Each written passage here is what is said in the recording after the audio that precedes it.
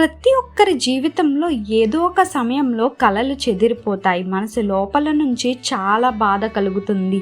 ఆ విరిగిన జీవితం గురించి ఆలోచించకుండా దాన్ని తిరిగి అందంగా మార్చే ఒక కింగ్ సుజి అనే కాన్సెప్ట్తో జపాన్ వాళ్ళు వాళ్ళ జీవితాన్ని సంతోషంగా జీవించేటట్టు చేసుకుంటారు. అయితే ఆ టెక్నిక్ గురించి మీకు కూడా తెలుసుకోవాలి అనుకుంటే ఈ వీడియోని పూర్తిగా చూడండి. Hi guys, welcome back to Vishwashakti family. మన ఛానల్ కానీ మీరు ఫస్ట్ టైం చూస్తున్నట్టయితే వెంటనే సబ్స్క్రైబ్ చేసుకోండి. అలానే వీడియోని లైక్ చేసి మీ ఫ్రెండ్స్ ఫ్యామిలీ మెంబర్స్తో మన వీడియోస్ని షేర్ చేసుకోండి. జపాన్ వాళ్ళు కింగ్ సుగి అనే ఒక కళని పాటిస్తూ ఉంటారంట. ఆ కళని వాళ్ళు జీవితంలో కూడా వాళ్ళు ఉపయోగిస్తారంట. వాళ్ళు ఆ కళకి ఎందుకంత ప్రాముఖ్యత ఇస్తున్నారు, దాని వెనక ఉన్న రహస్యం ఏంటి అంటే, పాత బాణాలు విరిగితే వాటిని అంటించేందుకు వాళ్ళు బంగారాన్ని వాడుతారంట. ఎందుకంటే విరిగిన బాణం విఫలం కాదు, అది చరిత్ర. దాన్ని దాచిపెట్టడం కాదు, దాన్ని మెరిపించడం వాళ్ళకు గౌరవం అంట. ఇలా వాళ్ళు ఈ కాన్సెప్ట్తో జీవితంలో ఒక పాఠాన్ని నేర్పిస్తున్నారు. మన జీవితంలోని అలానే అంటున్నారు.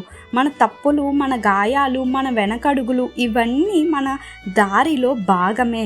వాటిని తుడిచేయొద్దు, తలవంచొద్దు. వాటినే బంగారపు గీతలా మెరిపించండి. ఎవరైనా నిన్ను కించపరిచినా నీవు నీ విలువను బంగారంలా మెరిపించగలవు. నిన్ను చూసిన ఇతని జీవితం విఫలమయ్యింది, ఇంకా వాళ్ళ జీవితమే లేదు అని నవ్విన వాళ్ళు ఉంటారు. కానీ వాళ్ళకు ఒక సమాధానం ఇవ్వాలి, ఇదే నా బలమైన రూపం అని. ఇలా జీవితంలో విరిగిపోవడం ఒక పరాజయం కాదు, దాన్ని అందంగా మలుచుకోకపోవడమే అసలైన లోటు అంటారంట.